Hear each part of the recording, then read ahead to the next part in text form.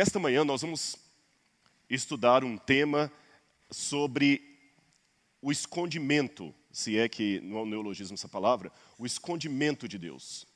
Por que Deus está escondido? Por isso eu intitulei esse sermão, Porque Ele Veio, a realidade incômoda de um Deus escondido. Deixe-me dizer para a igreja nessa manhã, os visitantes, os irmãos todos que estão aqui, e o visitante também, meu irmão, porque essa discriminação, não é? Todos vocês que estão nesta manhã, eu confesso de público, a primeira parte é politicamente correta dizer num púlpito, eu amo a Deus, eu leio a palavra de Deus, eu prego sobre Deus, mas Deus está irritantemente escondido de mim. O que eu mais queria era ver Deus. Mas a gente não vê. Por que Ele está tão escondido? Por que Ele insiste em se esconder? Acho que ninguém aqui nessa manhã, em sã consciência, pode falar assim, eu vi Deus. Pode? E se alguém falar, eu vou conversar com algum psiquiatra aí para conversar. Eu fiz a minha barba hoje de manhã no hotel antes de vir para cá e eu vi o meu rosto, eu não vi Deus. Eu sei que você pode falar de maneira poética, de maneira simbólica. Não, mas eu vejo Deus no sorriso de uma criança. Eu vejo Deus em dois amigos que se abraçam. Eu vejo Deus num gesto de caridade. Tudo bem, isso é muito bonitinho, muito poético. Mas falando em termos existenciais, eu queria ver Deus. Eu queria poder abraçar a Deus como eu posso abraçar qualquer um de vocês. Eu queria poder pegar na mão dele e Ele está oculto. Vamos ler uma passagem da Bíblia que admite isso. Evangelho de João, capítulo 1, versículo 18. E por que, Senhor, o Senhor está tão escondido assim? Evangelho de João, capítulo 1, versículo 18.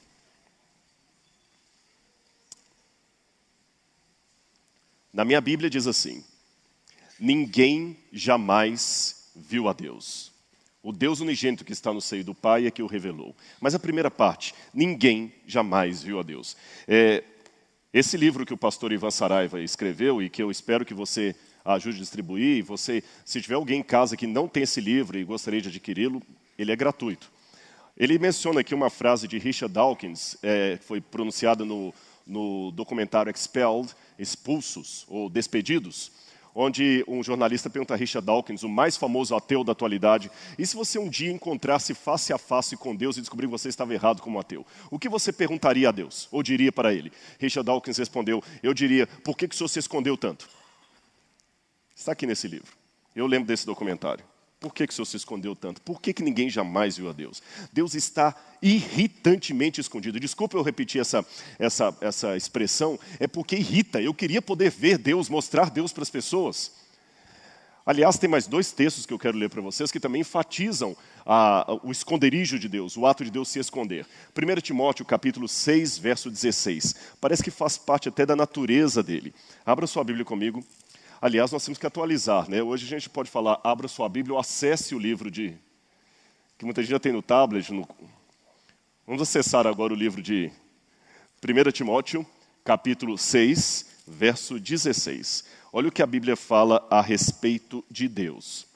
Ele, está falando Deus Altíssimo, é o único que possui imortalidade, que habita na luz inacessível e quem homem algum jamais viu, nem é capaz de ver. A Ele a glória, o poder eterno. Amém. Puxa vida, parece meio um namoro às escuras esse negócio de amar um Deus que você não pode ver. Mais um texto, Êxodo capítulo 33, verso 20. É o momento em que Moisés pede para ver Deus. Êxodo capítulo 33, verso 20. E acrescentou, quando Moisés pede a Deus para vê-lo, Deus responde para Moisés, não me poderás ver a face, porque nenhum homem verá a minha face e viverá. Se tiver um ateu me assistindo, ele fala assim, tá vendo? Por isso que eu não aceito a ideia de vocês cristãos. Vocês ficam falando de um Deus às ocultas. É como comprar uma casa que não está nem na planta. É como dar um cheque para comprar um carro que nem foi fabricado. É como fazer o batizado de uma criança que nem nasceu. Isso para aqueles que acreditam em batismo infantil, é claro. Por isso que eu não acredito nessa questão de religião. Agora alguém pode falar, eu quero abrir um parênteses aqui, que alguém pode perguntar, mas vem cá, Rodrigo, eu não entendo, porque no Antigo Testamento há vários lugares em que as pessoas viram a Deus. Isaías viu Deus sentado no seu trono, não é isso? Moisés deixou que Deus passasse por ali, diz que Moisés falava com Deus face a face, ou como diz em hebraico, panim lepanim. E essas aparições de Deus no Antigo Testamento, se a Bíblia fala que ninguém diz Deus, nem viu Deus, como explicar essa aparente contradição? Eu gosto de uma explicação de Ellen White no livro Patriarcas e Profetas, que eu vou tomar a liberdade de ler com vocês. É um texto um pouco longo, mas eu acho que compensa ser lido, porque ele esclarece como é que a Bíblia fala que Deus não foi visto e várias pessoas aparentemente viram Deus Pai no Antigo Testamento. Em todas estas revelações da presença divina, a glória de Deus se manifestava por meio de Cristo, não somente por ocasião do advento do Salvador, mas também através de todos os séculos após a queda e promessa de redenção. Deus estava em Cristo reconciliando consigo o mundo, 2 Coríntios 5,19. Cristo era o fundamento e o centro do sistema sacrificial, tanto da era patriarcal quanto da judaica. Desde o pecado de nossos primeiros pais, não tem havido comunicação direta entre Deus e o homem. Toda comunicação entre o céu e a raça decaída tem sido por meio de Cristo. Foi o Filho que fez a nossos primeiros pais a promessa de redenção. Foi Ele que se revelou aos patriarcas. Adão, Noé, Abraão, Isaque, Jacó e Moisés compreenderam o Evangelho. Estes santos homens da antiguidade entretinham comunhão com o Salvador, que viria ao mundo em carne humana. E alguns falaram com Cristo e os anjos celestiais face a face. Cristo não somente foi o guia dos hebreus no deserto, o anjo em quem estava o nome de Jeová, e que, velado na coluna de nuvem, ia diante das hostes, mas foi também ele que deu a Israel a lei. Por entre a tremenda glória do Sinai, Cristo declarou aos ouvidos de todo o povo os 10 preceitos da lei de seu pai. Foi ele que deu a Moisés a lei cravada em tábuas de pedra.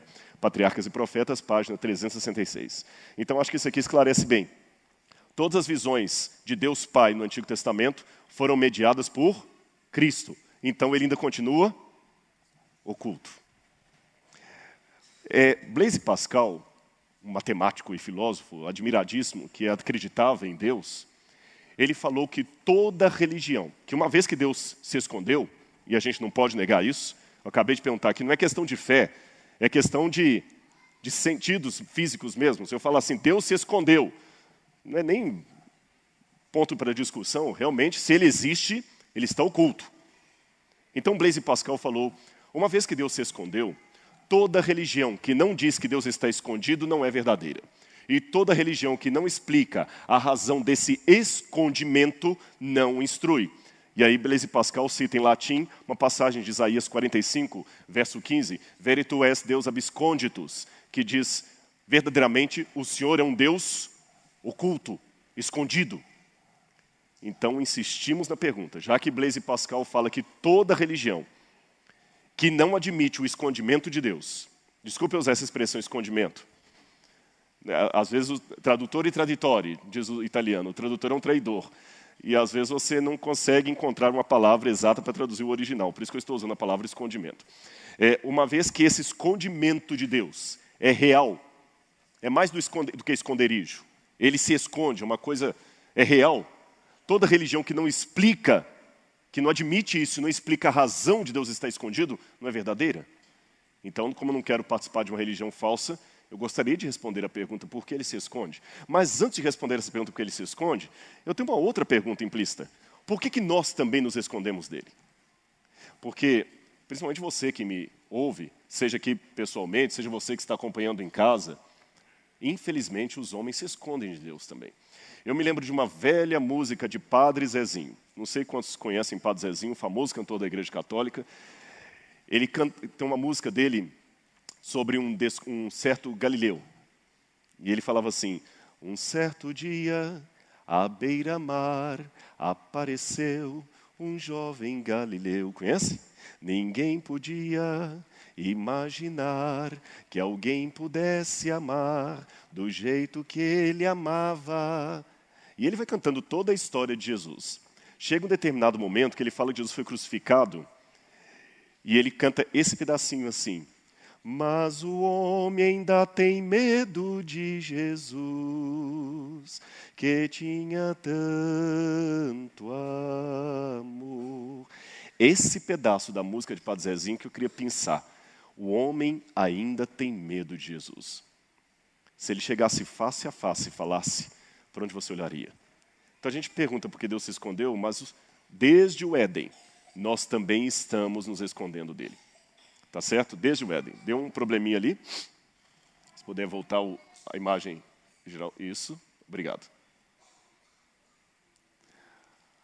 Agora, já que eu mencionei o Richard Dawkins aqui, citado pelo pastor Ivan Saraiva, eu vou mencionar outra expressão dele. Alguém perguntou, Richard Dawkins, o que seria necessário para você acreditar em Deus? E vejam o que ele falou. Desde que o PowerPoint apareça. É porque ele está pegando o sinal da internet ali, por isso que ele automaticamente ele sai. Muito bem. Olha o que Richard Dawkins declarou. Essa é uma pergunta difícil e interessante, porque quer dizer... Eu costumava pensar que talvez, de alguma forma, você sabe, um Jesus de 300 metros de altura, com uma voz igual do Paul Robertson, de repente aparecesse e dissesse, eu existo, estou aqui. Ainda assim, na verdade, eu às vezes me pergunto se isto me levaria a crer nele. Às vezes há pessoas que não querem realmente ver Deus. Tudo bem, mas eu fiz essa digressão, eu cantei a música de Padre Zezinho, mas a pergunta continua. Por que Deus se escondeu? E aqui eu começo contando uma história para vocês que fala da nossa necessidade. Uma mãe, uma vez, colocou um filhinho no quarto à noite para dormir, e quando ela foi saindo assim, ela apagou a luz. Igual vocês fazem.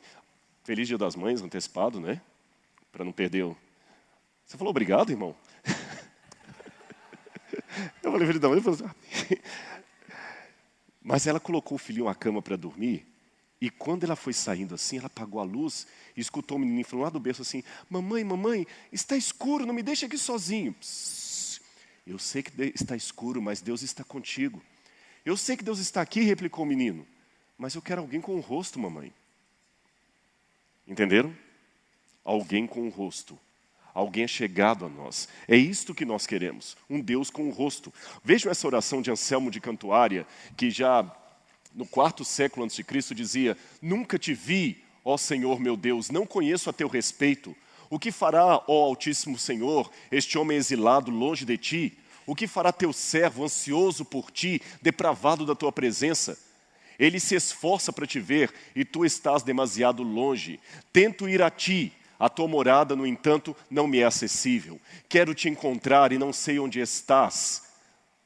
Gostaria apenas que tu pudesses mostrar-me o teu rosto, mas eu não conheço o teu rosto.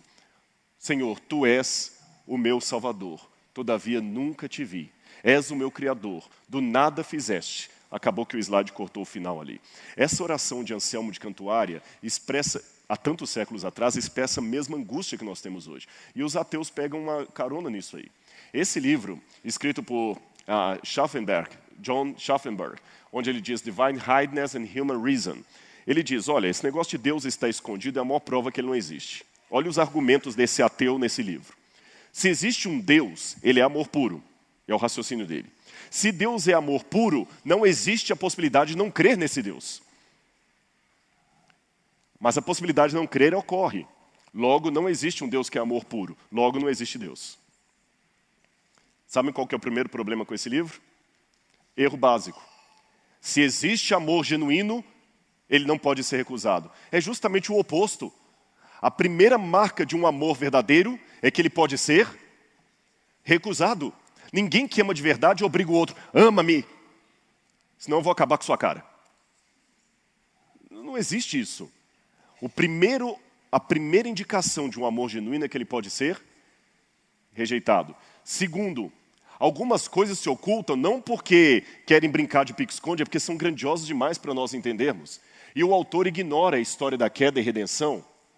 Agora o problema é que o vazio com forma de Deus está aqui. E quando nós não procuramos preencher esse vazio com Deus, nós costumamos a buscar outras coisas. Vejam essa cena. O que você está vendo ali? Você pode falar, jovens num show de música popular qualquer? Não, eu estou vendo um culto. Há pessoas que gostam do artista, tem gente que idolatra o artista.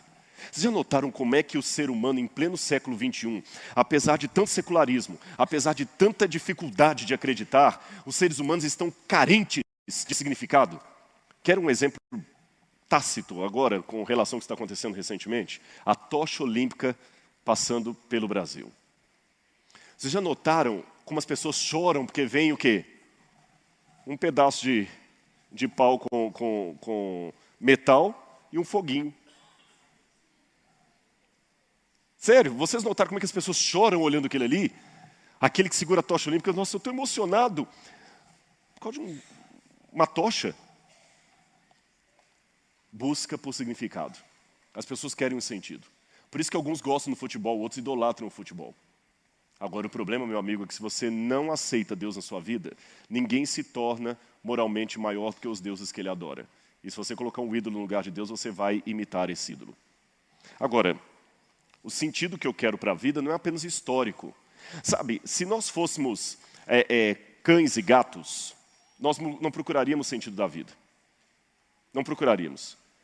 Até onde eu saiba, os animais são muito parecidos com os seres humanos em várias coisas. O animal tem sinapse, o animal reconhece, ele aprende, ele tem inteligência, ele tem dor, ele tem sentimento.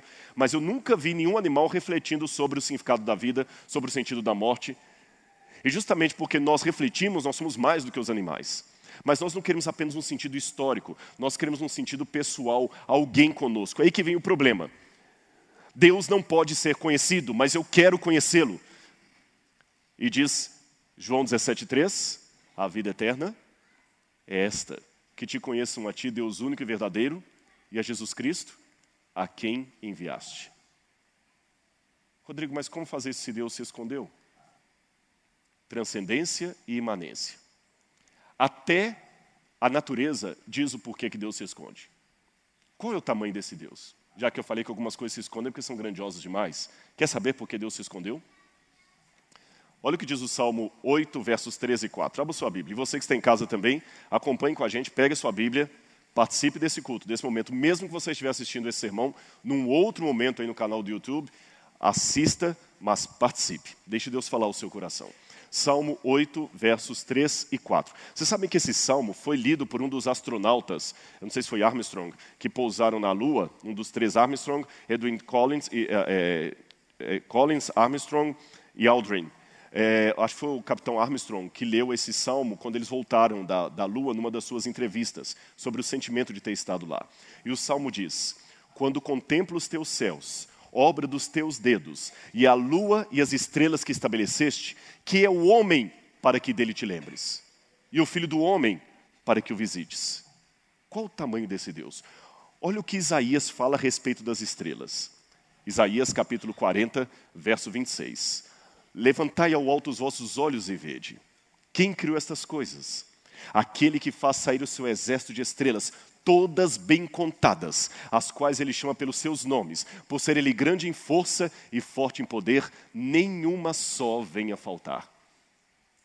A mesma mensagem também aparece no Salmo 147, verso 4 e 5. Conte as estrelas. Qual é o número de estrelas?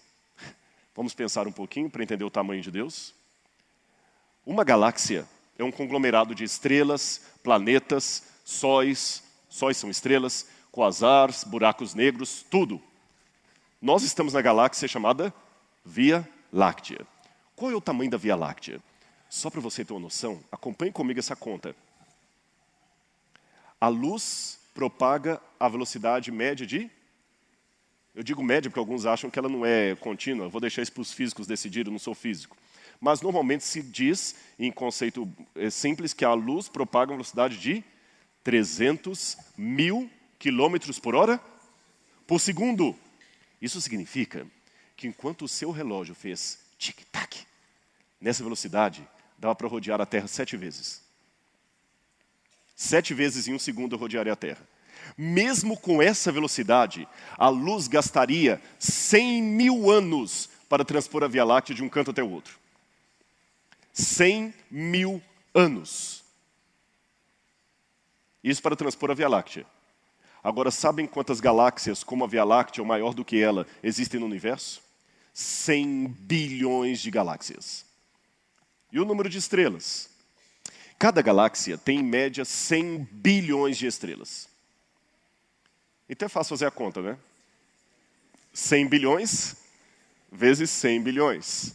10 sextilhões de estrelas. Aquilo ali, ó. Ah, mas um detalhe.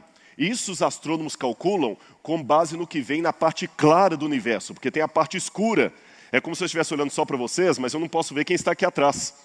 E se eu fizer essa conta? Bom, aqui na igreja há tantos, ou melhor, vou até fechar, ao contrário, desculpa eu ficar de costas para vocês.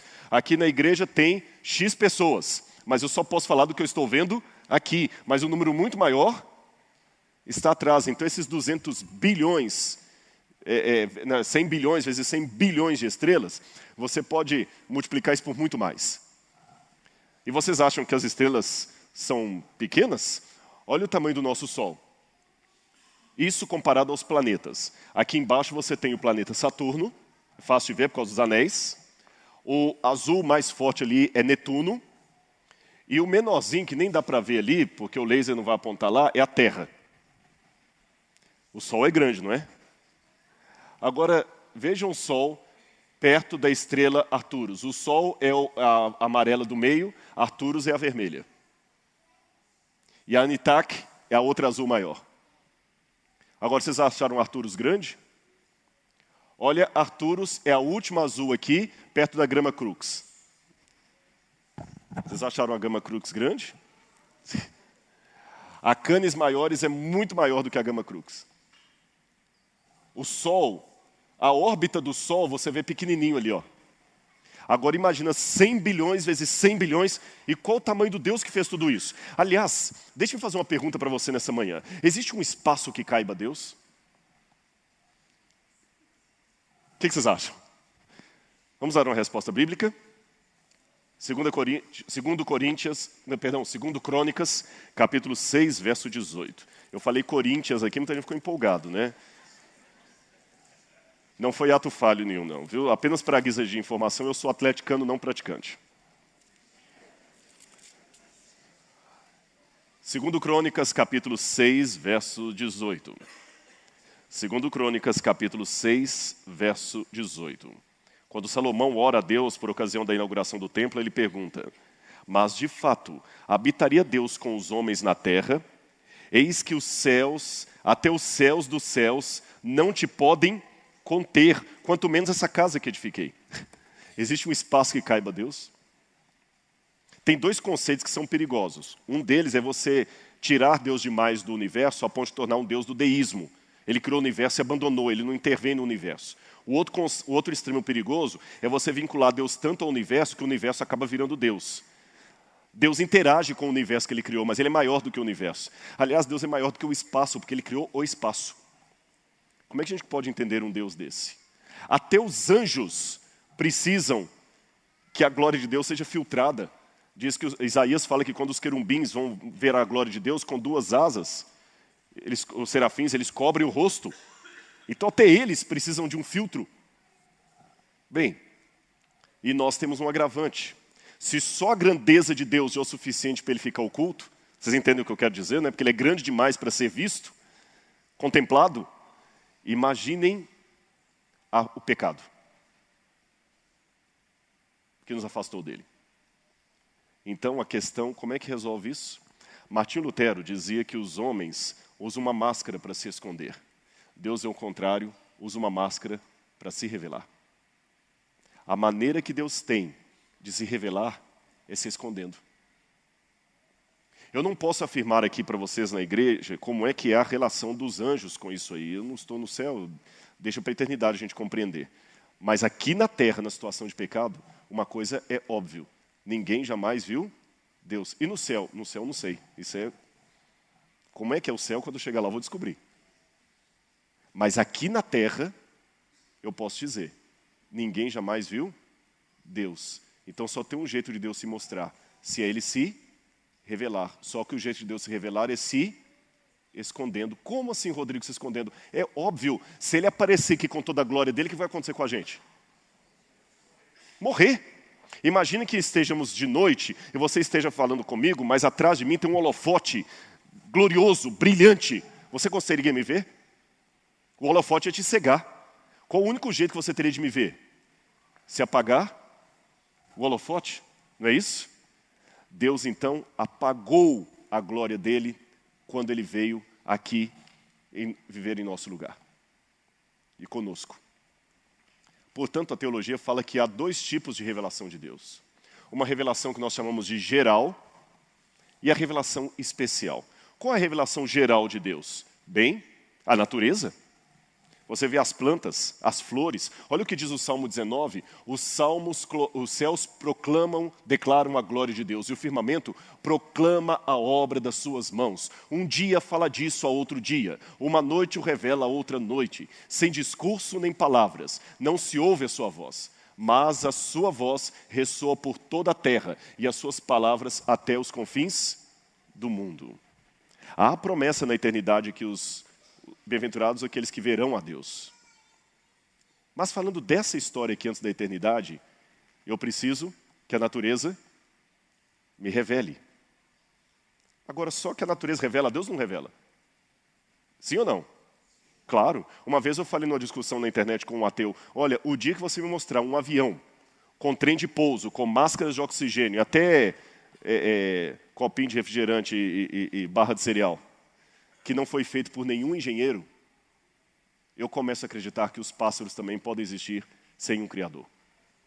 O dia que alguém me mostrar um avião que surgiu do nada, do acaso, aí eu começo a acreditar que os pássaros também podem surgir do acaso. E o pássaro é muito mais complexo do que o avião. Então a natureza me revela a Deus, só que tem um problema. A revelação da natureza é limitada. Por isso nós chamamos de revelação geral. Eu tenho apenas 5 minutos ou 10 para terminar, e eu queria que vocês olhassem comigo esse quadro. Faça um exercício comigo. O quadro é bonito, não é? Não é foto. Antes que alguém pense, não é foto. É uma pintura. Parece fotografia, não parece? Olha isso aqui. Mas não é fotografia, é uma pintura. O que esses dois quadros me revelam? Eu vou ajudar você a pensar. A primeira coisa que esses quadros me revelam é que existe um pintor ou pintora, um artista. Não é isso? O que mais que olhando esses quadros eles podem me revelar? Bom, se eu fosse um apreciador de arte, esses quadros me revelariam muita coisa do artista. Eles me revelariam que o artista tem noção de profundidade, de simetria, que o artista viveu num período do século XX, porque a modo como ele retrata as mulheres ali, a roupa, esses quadros também me revelam que o artista tem noção de estética humana. O que eu mais gosto, porque eu sou sinófilo, eu gosto de cachorro, é esse aqui, ó. O quadro me revela o quê de quem pintou? Que ele gosta de animais. Me revela que é uma pessoa que realmente sabe notar a profundeza de olhar até de um cachorro. Esse quadro aqui, que é Maria e o Menino Jesus. Me revela que possivelmente o artista é até um religioso, né? Os quadros não revelam muita coisa de quem os fez? Além da própria existência de quem os fez? Assim também, quando eu olho para a natureza, ela me revela muita coisa. Ela revela que um Criador existe e que ele tem noção de matizes, cores, que ele não é monótono. Mas existe uma limitação. Os quadros não me revelam muita coisa do caráter de quem os fez. O quadro não diz se quem o fez é capaz de me amar ou não. Quem pintou aqueles quadros? Bom, aqueles 2 primeiros quadros que eu apresentei para vocês foram pintados por irmã Isabel Guerra, uma freira católica de um convento da Espanha. Essa freira pinta quadros daquelas mulheres ali que parecem fotografias. Mas aqueles outros quadros que eu mostrei, inclusive do cachorrinho e de Maria com o Menino Jesus, sabem quem pintou?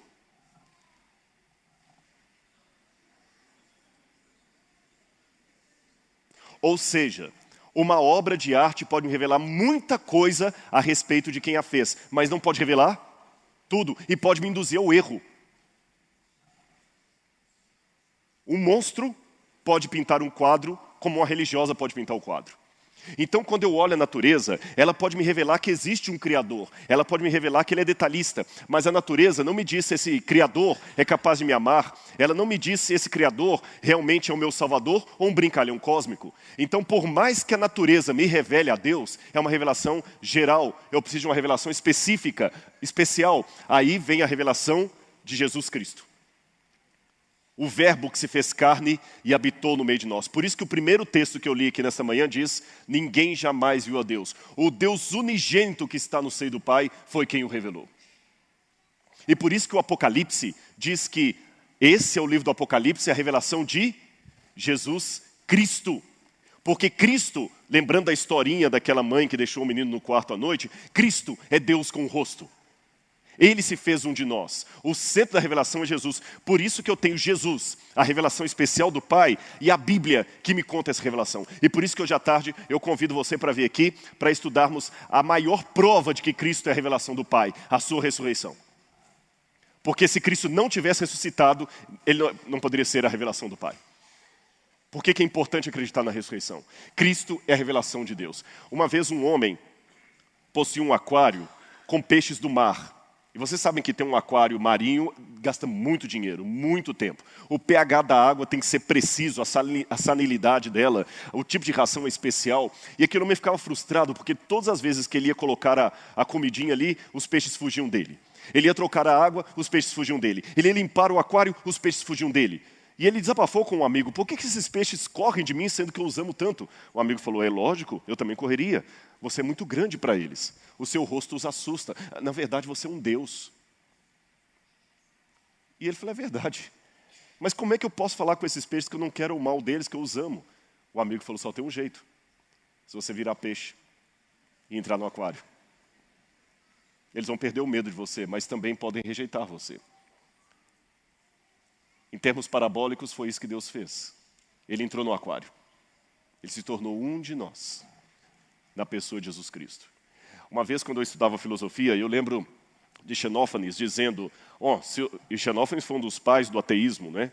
Se os bois e cavalos pudessem pintar e produzir obras de artes similares às dos homens, os cavalos pintariam os deuses na forma de cavalos, e os bois pintariam os deuses na forma de bois. O que é que Xenófanes quis dizer isso? Que, na verdade, essa ideia de Deus, fomos nós que criamos Deus. E isso pode valer para qualquer religião, para a religião dos gregos. Realmente, eles podem ter fabricado Zeus. Isso pode valer para a religião hinduísta. O hindu realmente pode ter olhado a natureza e fabricado Deus. E isto, contudo, não bate com o cristianismo. Por quê? Porque se alguém me perguntar, como é esse Deus que você nunca viu? Eu te falo como ele é. Eu te falo onde ele morou. Eu te falo onde ele existiu. Eu conto a história dele para você. O nome dele é Jesus de Nazaré. Ele tem um rosto. E se eu quero saber como agir, esse Deus agiu como ser humano para siga o modelo.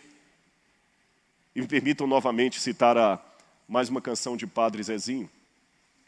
Se eu quero saber qual é o segredo da felicidade, amar como Jesus amou, sonhar como Jesus sonhou, pensar como Jesus pensou, viver como Jesus viveu, sentir o que Jesus sentia, sorrir como ele sorria. Aí, quando chegar ao final do dia, eu tenho certeza que eu dormiria muito mais feliz. Mas que pena que o homem ainda tem medo de Jesus, que tinha tanto amor. Ele é Deus com o rosto, um Deus chegado a nós. Como é o meu Deus? Olha para a vida de Jesus e você terá a sua resposta. O meu Deus é infinito, criou o universo, os céus e a terra, mas Ele também é de carne e osso, para que eu possa abraçar, contar uma piada e Ele rir comigo no final e dizer, eu te amo, e eu preciso de você. E nunca mais se esqueça disso. Sua vida não terá sentido, a não ser correndo para os braços de Jesus. Porque Ele se escondeu justamente para se revelar. Pense nisso. Que Deus abençoe a vida de vocês. Amém?